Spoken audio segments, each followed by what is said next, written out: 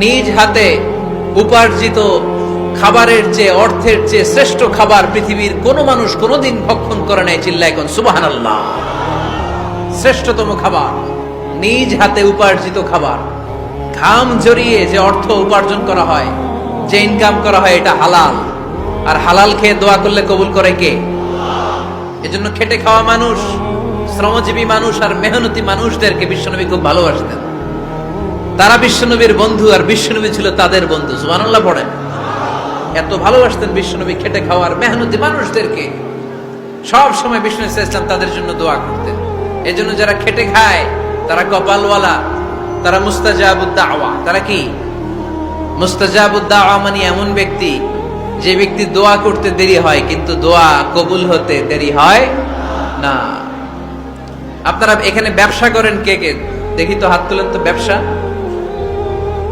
মাশাআল্লাহ, অনেক ব্যবসায়ী আছে তো দেখি। আচ্ছা, হাত নামান।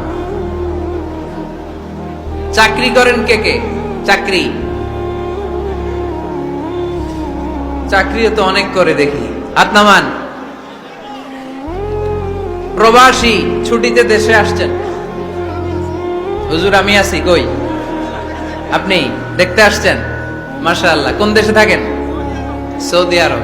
আলহামদুলিল্লাহ। সৌদিতে ভাল লাগে নাকি সৌদি স্বপ্নের দেশ, খাটতে খাটতে জীবন শেষ? ইনশাআল্লাহ। আচ্ছা, ইউনিভার্সিটির স্টুডেন্ট আছো কারা কারা দেখি? মাশাআল্লাহ, হাত নামাও। ক্লাস 5 থেকে ইন্টারমিডিয়েট পর্যন্ত পড়াশোনা করতেছো অথবা দাখিল আলিম পর্যন্ত, কারা কারা দেখি? মাশাআল্লাহ, হাত নামাও, হাত নামাও। একবারও যারা হাত তোলেন না এবার তারা হাত তোলেন। আন্নেরা কি করেন? হ্যাঁ, বেকার।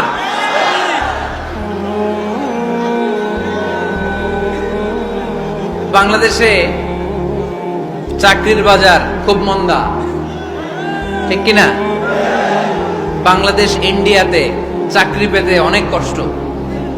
সামান্য একটা পদের জন্য যেখানে চেয়েছে ক্লাস 8 পাস, এখানে ডবল মাস্টার ডিগ্রি অ্যাপ্লাই করছে কয়েক লক্ষ। এজন্য আমাদেরকে উদ্যোক্তা হতে হবে। You have to be the entrepreneur. আমাদের উদ্যোক্তা দরকার, বেশি বেশি নতুন নতুন উদ্যোক্তা। নিজেই এমন আইডিয়া নিয়ে আসবে যে আইডিয়া বিক্রি করে দুর্দান্ত আইডিয়া দিয়ে তুমি পুরো দেশ কাঁপিয়ে দিতে পারো। পারা যাবে না লক্ষ্মীপুরের ছেলেরা?